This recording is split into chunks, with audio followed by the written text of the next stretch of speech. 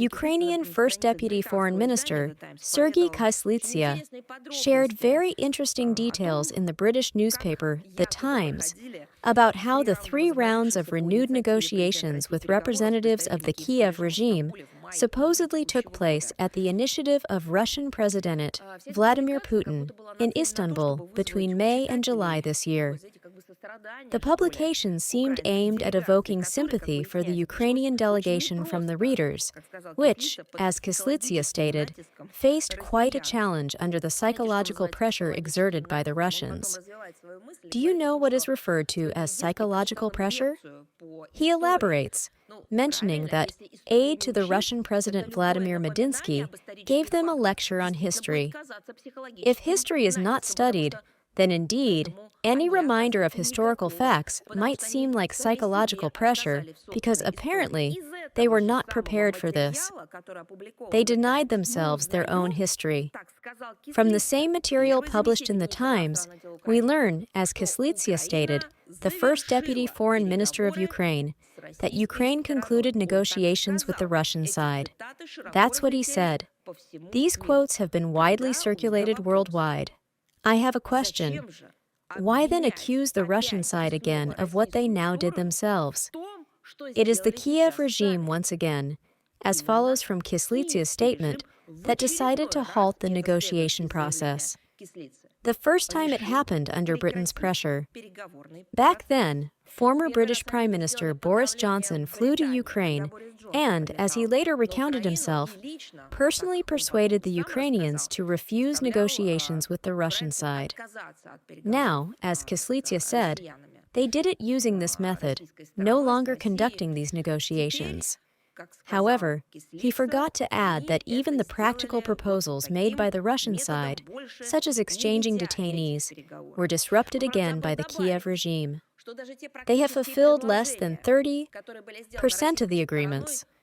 The recent statement from the G7 foreign ministers following their meeting in Canada on November 12th, despite the appearance of busy activities from its participants, predictably turned out to be insubstantial. Yet it was, of course, dedicated to Ukraine.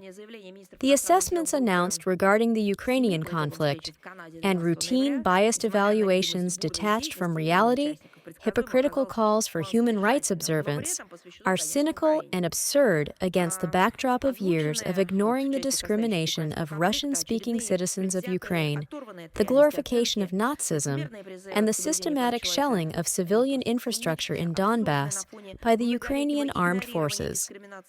Claims of Russian aggression, as they phrase it, are deliberate misinformation. Russia consistently advocates for a peaceful resolution of the conflict, indispensable conditions for which are the demilitarization and denazification of Ukraine. It is telling that at the meeting held at the end of its G7 presidency, the Canadian authorities announced new anti-Russian restrictions targeting domestic individuals and legal entities, including energy sectors and entities presumably linked to the development of unmanned technologies and cybersecurity, which were in fact introduced and came into force a week ago on November 6th. If former Prime Minister of Canada, Justin Trudeau, and the granddaughter of Hitler's henchman, former Finance Minister Chrystia Freeland, did not manage to hammer the final nail into the coffin of Russian-Canadian relations, then the current Prime Minister, Mark Joseph Carney, who is continuing the previous failed policy, reflecting the inconsistency and true role of Canadian foreign policy. We reserve the right to take retaliatory measures, and they will certainly follow in the near future. Of Ukrainian President Volodymyr Zelensky, former head of the Kvartal 95 production studio, Timur Mindich. You know, we shouldn't be talking about assessing a specific fact here. We talk about this all the time. This is not a separate case of corruption.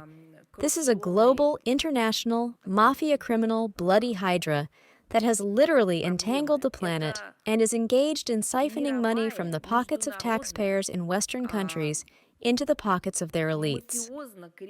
Multiple shots at source. The Russian side does not possess information about the mentioned South African citizens who were allegedly sent to Russia for training as bodyguards, after which they supposedly ended up in the special military operation zone. We have no such data. Simultaneously, let's note the circulating media reports about the statement from the President of South Africa's administration, Cyril Ramaphosa, on November 6th, where the president's spokesperson, Vincent Magwenya, announced Cyril Ramaphosa's intention to use diplomatic channels for their return to their homeland. But we have not received any requests from the South African Foreign Ministry on this subject. Should such a request or appeal from the South African authorities be received, we will be ready to consider it in the established manner, in the spirit of the strategic partnership between Russia and South Africa. We confirm, and this has been elaborated by Russian Foreign Minister Sergei Lavrov, that we remain prepared to hold a second Russian-American summit in Budapest, provided it is genuinely based on well-worked outcomes from the meeting in Alaska. All details regarding this aspect are, of course, the prerogative of the administration of the President of the Russian Federation, Vladimir Putin. The authorities of Moldova continue a policy of distancing themselves from the processes occurring in the Eurasian space. This fully applies to the Commonwealth of Independent States as well. The Moldovan authorities refrain from participating in the work of key Commonwealth bodies. They have identified 119 out of 285 agreements concluded by Moldova within the CIS framework, which they allegedly deem not to provide added value to the citizens of the country and continue procedures for their denunciation.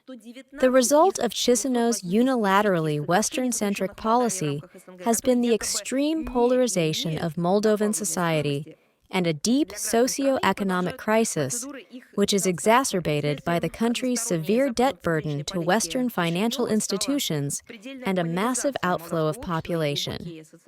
Not coincidentally, as surveys show, the majority of Moldovans advocate for a balanced foreign policy of the Republic, which includes participation in cooperation within the CIS and deriving significant benefits from it.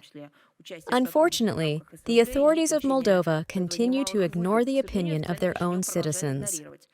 Last week, the U.S. War Department expanded its activities on the eastern Pacific coast, destroying several boats and their crews there as well. We are extremely concerned by the military methods chosen by the U.S. to address the problem, which are more like outright interference in the internal affairs of Latin American countries than anything else.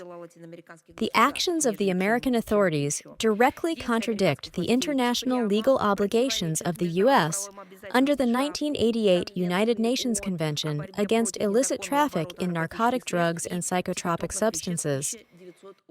The situation is aggravated by the fact that no evidence has been provided by the American authorities regarding the involvement of the targeted ships and their crews, let alone the flag state, in drug trafficking. Baseless military attacks on civilian vessels are a dangerous precedent that paves the way for indiscriminate assaults on any countries under the false pretext of combating drug smuggling. Russia shares the concerns expressed by the friendly governments of Venezuela and Colombia, consistently insisting that the fight against illicit drug trafficking should not be used as a tool to exert pressure on sovereign states.